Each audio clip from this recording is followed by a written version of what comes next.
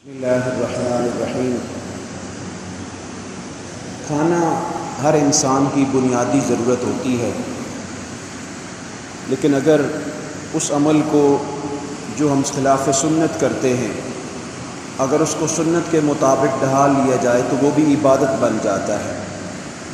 کھانے کے آداب سنت کے مطابق کیا ہیں؟ کچھ ایسے عبادات ہیں جو کھانا شروع کرنے سے پہلے ہیں، کچھ کھانے کے دوران کے ہیں اور کچھ کھانے کے بعد کے ہیں۔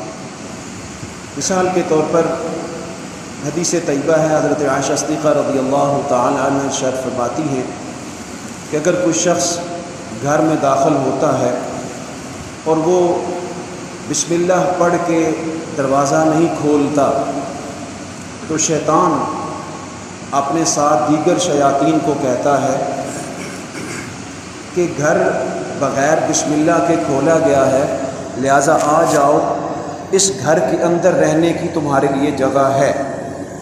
اب دیکھتے ہیں کہ رات گزارنے کی تمہارے لیے جگہ بنتی ہے یا نہیں۔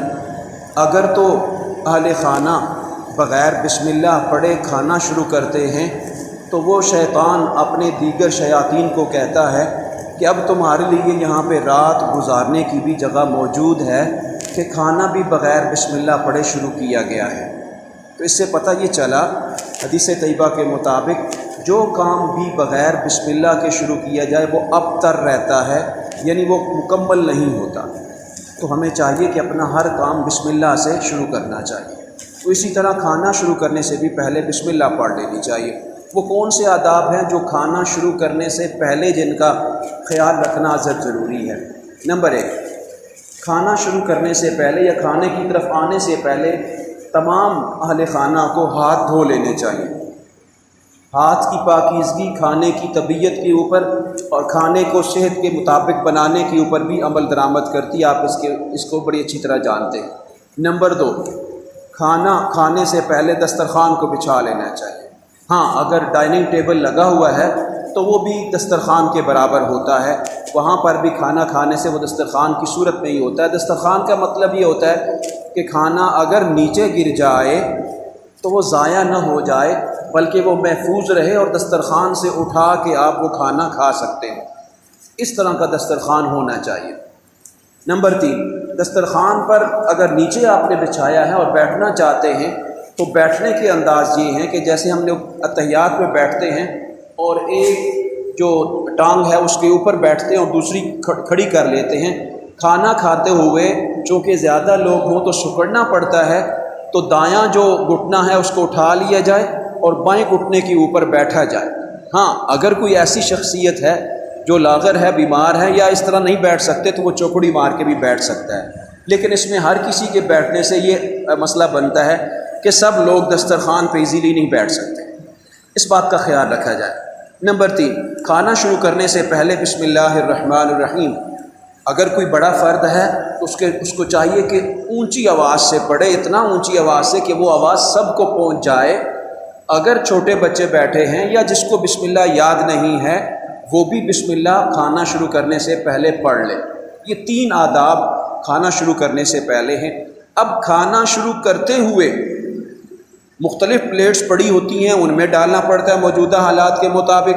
اگر کوئی بڑا ٹرے یا بڑی ڈش پڑی ہوئی ہے اور سب نے اکٹھا کھانا ہے تو بھی ٹھیک ہے، اگر سیپریٹ پلیٹس ہیں اس میں ڈالنا ہے تو بھی ٹھیک ہے۔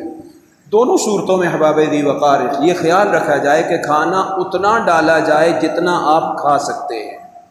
اس بات کا ازحد خیال رکھا جائے، اس کو میں آخر میں لا کے نتیجہ خیز بناؤں گا کہ کیسے جتنا ڈالا جائے اتنا کھا لیا جائے کا مطلب کیا ہے۔ ایک بات کہ کھانا اتنا ڈالیں جتنا آپ کھا سکتے ہیں۔ نمبر 2، کھانا آپ اپنے آگے سے کھائیں۔ اگر پلیٹ بڑی ہے یا 3-4 لوگ کھا رہے ہیں تو بہتر طریقہ یہ ہے، حضرت ابن سلمہ رضی اللہ تعالیٰ عنہ ارشاد فرماتے ہیں کہ میں کھانے کے اوپر حاضر ہوا تو سب لوگ کھانا کھا رہے تھے، میں بھی کھانا شروع کر دیا اور میں نے بچوں کی طرح جو بچوں کی عادتیں ہوتی ہیں پوری پلیٹ میں پورے اس باؤل میں میں نے ہاتھ پھیرنا شروع کر دیا، کبھی کدھر سے کبھی۔ حضور صلی اللہ علیہ وسلم نے میرے ہاتھ کے اوپر آہستہ سے اشارہ کیا اور فرمایا، یا غلام کل بیمینک وکل فی امامک، آپ اپنے دائیں ہاتھ سے شروع کرو دائیں ہاتھ سے کھانا کھاؤ اور اپنے آگے سے کھاؤ۔ تو یہ کھانے کے آداب میں سے ہیں۔ اگر کوئی بچہ بیٹھا ہو تو بڑے کو چاہیے بڑے پیار سے، غصے سے نہیں، کھانے کے دوران اسپیشلی غصے سے نہیں، بڑے پیار سے بچے کو بتا دیا جائے بیٹا اس طرح کھانا کھاتے ہیں۔ اس کے بعد جیسے میں نے آپ سے کہا کہ اپنے آگے سے کھایا جائے، اسی طرح دائیں ہاتھ سے کھانا کھایا جائے۔ اچھا، دائیں ہاتھ سے کھانے کے بعد اگر پورا ہاتھ استعمال نہ کیا جائے تو یہ بہتر ہے۔ بعض لوگ کہتے ہیں اور صلحاء یہ بھی کہتے ہیں کہ کھانے کے لیے 3 انگلیوں کا استعمال کیا جائے۔ اگر 3 انگلیاں نہ کافی ہوں تو 4 انگلیوں کا استعمال کیا جائے، یعنی آپ کے 3 یہ اور 3 یہ انگلیاں شہادت کے ساتھ 2 والی اور 1 انگوٹھے کا استعمال کر لیا جائے۔ بہتر یہ ہے کہ پورے ہاتھ کو استعمال کرنے سے اجتناب کیا جائے۔ ہاں کوئی چاول وغیرہ اس طرح ہے کہ پورا ہاتھ استعمال کرنا پڑ رہا ہے تو استعمال کر لیا جائے۔ چوتھی بات یہ ہے کہ کھانا کھاتے ہوئے اگر کوئی ایسی چیز ہے کہ لقمہ منہ تک لے کے جاتے ہوئے لقمہ نیچے گرنے کا امکان ہے تو بائیں ہاتھ کا استعمال کر لیا جائے اور اس کو نیچے رکھا جائے، تاکہ جو کھانا منہ تک پہنچتے ہوئے نیچے گرے تو وہ آپ کے ہاتھ کے اوپر گرے اور آپ اس کو کھا لیجئے۔ اگر کھانا دسترخوان کے اوپر منہ تک جاتے ہوئے گر جائے تو وہاں سے اٹھا کے کھا لینے میں کوئی حرج نہیں ہے، وہ صاف ستھرا ہوتا ہے۔ یہ وہ آداب ہیں جو کھانے کے دوران ہیں۔ کھانے کے بعد کے آداب یہ ہیں کہ جب آپ نے کھانا کھا لیا اس کے بعد دسترخوان سمیٹنے کا معاملہ آتا ہے اور پلیٹس کے صاف کرنے کا معاملہ آتا ہے۔ برتن کو صاف کرنا اتنا ضروری ہے جتنا کہ آپ صفائی اور طہارت کا خیال رکھتے ہیں۔ ہم جب پڑھتے تھے تو ہمیں اپنے استاد محترم یہ ارشاد فرمایا کرتے تھے، جس کی پلیٹ گندی ہوگی اس کی پلیٹ قیامت تک اس کے لیے بد دعا کرتی رہے گی۔ اس سمجھانے کے لیے ارشاد فرمایا کرتے تھے۔ حالانکہ پلیٹ کیا بد دعا کرے گی، لیکن چونکہ کھانا ضائع ہوتا ہے، چونکہ حضور صلی اللہ علیہ وسلم کا برتن صاف ہوتا تھا تو یہ سنت بھی ہے، تو کھانے میں اس برتن کا خیال رکھا جائے جو آپ نے استعمال کیا ہے، اس کو اچھی طرح صاف کر لیا جائے۔ اور اگر کھانا کھاتے ہوئے آپ بغیر چمچ کے ہاتھ سے کھا رہے ہیں تو حضور صلی اللہ علیہ وسلم کی عادت مبارکہ بھی ہے اور یہ میڈیکل سائنس بھی کہتی ہے کہ آپ کی انگلیاں جب آپ چوستے ہیں نا کھانا کھاتے ہوئے، آج کل اس کو آکورڈ سمجھا جاتا ہے، لیکن اگر آپ چوستے ہیں انگلیاں، چاول ہیں یا اس طرح کا کوئی شرید آپ نے بنائی ہے، اس سے نکلنے والی شعاعیں آپ کے معدے کے اوپر کھانا ہضم کرنے میں اثر انداز ہوتی ہیں۔